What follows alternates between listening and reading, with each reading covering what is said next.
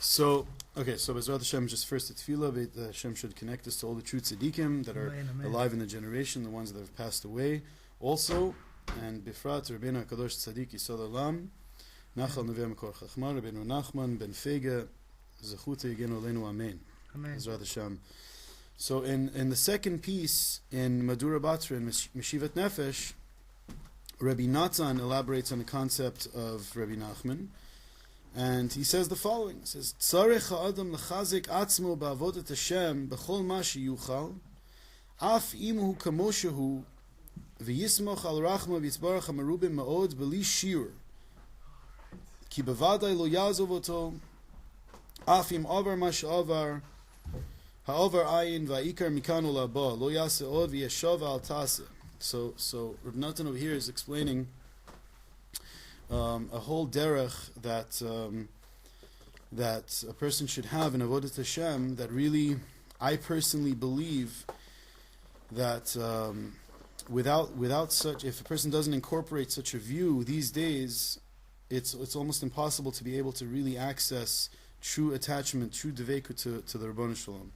What happens is that when a person approaches Judaism, a lot of pre-thoughts come in, pre-existing thoughts, and the Yetzer Hara comes with his influences. The influences and the effects of different sins result in a way that a person thinks very negatively about himself.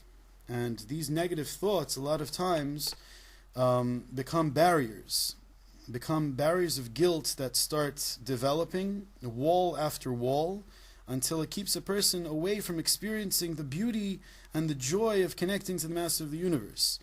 So in order to counteract that, in order to sort of take away these effects and to come with the true dot that the tzaddik tells us that these days, that how we should really view our Avodat Hashem despite our setbacks, he says these words, that a person has to strengthen himself, a person has to be mitchazek himself in Avodat Hashem in any way he can.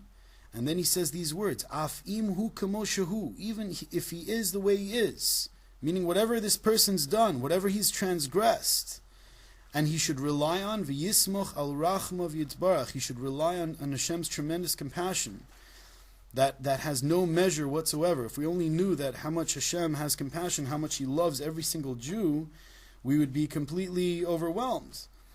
It says, Ki bevada lo yazov oto, because for sure you have to know that for sure Hashem is never going to let you go, no matter what you've done, no matter what sin a person's done. The HaKadosh Baruch Hu is never going to let go on an individual.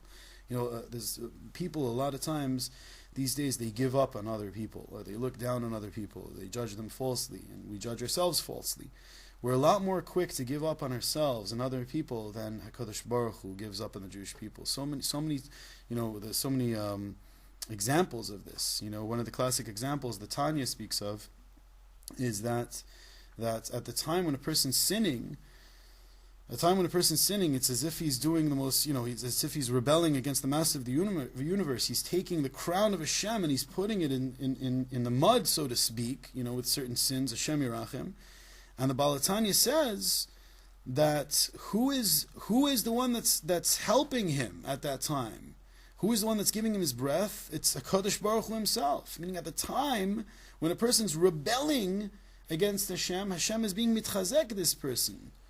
That's an unbelievable thought if you think about it. Right? All these sinners, at the time that they're sinning, Hashem is giving them their breath. Why shouldn't it be? Why shouldn't he just cut it off on the spot? Why shouldn't he say, okay, this guy, he did an avera. It says in the Torah, it says you shouldn't lo tirtzach. This guy is going after embarrassing or murdering somebody, or who knows what he's doing. And on the spot, he gets his punishment. The guy dies. He stops breathing. Why is it that Hashem continues this guy in existence? Because Hashem believes that such a person could do teshuvah, that the HaKadosh Baruch Hu believes in every single one of us. Hashem believes in everyone in Am Yisrael, no matter how low they fall, that they're going to turn around. Even though there's many malachim that are created with sins, and they all scream to HaKadosh Baruch Hu like, oh, look at this guy, we should do away with such a person. All the angels are prosecuting in the heavens when a Jew is sinning. We should do away with such a person, chas v'shalom. But HaKadosh Baruch Hu says, no. He says, that's my child, and I know he's good, and I know he's going to turn around. Rabbi Nachman says, Rabbi Nassan says, that a person should know how much rachamim HaKadosh Baruch Hu has on him, even though he did whatever averot he did. So he says, ha'avar ayin, because the past is nothing. The past is gone. You have to move on. He says the ikar is, right, and this is what we were talking about in shul the other day, the ikar is mikan ulaba, from now on. So make that resolution. Lo yaseod, that I'm not gonna give in to the severe anymore. V'yeshav al taseh, I'm going to do a mechanism to do a sort of response in Judaism that's known. It's brought down in the Gemara in Eruvin. It's called shav al taseh, not to act. It could be that the Yetzer Hara is going to come with waves of distractions, with ways of enticing me and grabbing me into desire, but I'm not going to move. I'm not going to act upon it, right? We do shav al taseh from now on. Al kol panim hein b'mas hein b'machshava, whether if it's in action and thought. Ki gam ha-machshava, he says, whether in thoughts also. Shav al taseh doesn't just mean that you don't act, you don't do the physical act, but it means also not to entertain the thoughts. To whenever you see if it's coming in from one angle, to shift to the other way, right? It says because gam ha-machshava shel anashim ke'elu hu gam kein asiyah, because thoughts of such individuals, person that's giving into sins, these thoughts also they could be considered like action. Ki gam ba'olam ha'asiyah, because he says even in the world of action, yesh machshava, there is thought. V'tzarech liot sheva al taseh b'maseh machshava. A person has to sit and not move, not to entice, not to give in, whether in action or in machshava. Keniska le'ela, like we said before. Mashenase imo mimela al yechush v'al yistakel al ze klal, meaning not to pay attention to the Yetzer Hara so much. The main thing the Yetzer Hara wants to do, he wants to say, look at me, check me out, get distracted, just fall into this trap. That's all it is. It's like those things it's trying to flash at you. Just come, just give in. It could be interesting. That's all sin started from this curiosity. That what do you think would be? Hashem said, don't eat from the tree, but what if we eat from the tree? Who knows? Let's see. You never know. Maybe you could do tshuva, maybe come to a higher level. It was always from this curiosity that the Yetzer Hara was able to entice such a person. The derech is not to be phased, not to make it into such a big deal, right? Because the more big deal a person makes it in his head, the more it's sort of like coming in. Like there was a famous story I just want to share. There was they say there was one of the students of one of the Rabbi in Eretz Yisrael, and happened to be that there was a bacher that was learning in this yeshiva that he was working on himself, in ways of he wanted to refrain from temptations, and he was trying not to look at women, and he was really making a lot of efforts. And what happened is that this Rosh Yeshiva one day, he comes and he says to the boy, he says that, I forgot a couple of svarim at home. I'm supposed to give a shiur soon, so if you could just pick up, there's a sefer that I left at home, if you could please pick it up for me. So I don't know if I mentioned it. I might have mentioned it to one of you guys. So this guy, so basically the bacher says, okay, fine, and he agrees. But then he starts thinking oh my gosh, if I go to the house of this Rosh Yeshiva, I'm going to knock on the door, and the Rebbitzin, the rabbi's wife, is going to answer the door. She happens to be an attractive woman, and I'm scared that if I look at her, I'm scared I'm going to have a bad thought. So he starts in his own head. He starts what am I going to do? This is not cool. I'm going to go and I'm going to look at her, and what if I have a bad thought? And he's going back and forth, and I don't know. And he's like, this is ringing around his head. And it comes time, he has to go already, so he starts walking, and he's like, oh my gosh, what am I going to do? I can't, what if I have one thought against about the Rebbitzin, and I can't have one, and he's back and forth, and he goes, and he starts bugging out, and he's sweating, and he finally comes to the door, and he's like, I can't do this, what am I going to do? I can't, but the Rosh Yeshiva, I told him I'll do it, and he knocks on the door, and the door opens, and the Rebbitzin opens the door, and she sees that he's gasping, and he's looking at the floor, and he's saying, the Rosh Yeshiva wants a certain book that he forgot. If you could please just give it to me.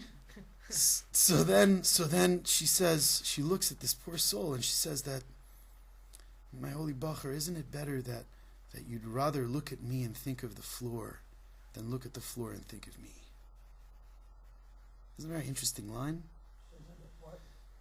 So, meaning that, isn't it better that because the whole time you're looking at the floor, you're really thinking of the woman. You're not distracting yourself. You're thinking you're distracting yourself. You're saying, no, I can't. It's usher, but really, it's like you're really looking at it from different angles, right? Like Rabbi Nachman says in Shemona Esrei, if you have a bad thought, you're praying to Hashem, all of a sudden a bad thought comes. First of all, a lot of people will jump up and say, why should I have a bad thought? I'm davening. It's very strange that all of a sudden in the middle of tefillah, all of a sudden I get like a weird thought. Like an image that I'm not supposed to be having in the middle of davening. So what's the purpose of that? Rabbi Nachman says you should know all these things are for chizuk. You should know. The reason why a person has foreign thoughts in the middle of prayer, he says, because it's like you're putting your bowl on a boiling pot. You're putting the pot on the fire, and it's cooking. When you pray, when you come to Hashem, right? It's like all the potential impurities that have been absorbed into the system are like resurfacing. They're coming out.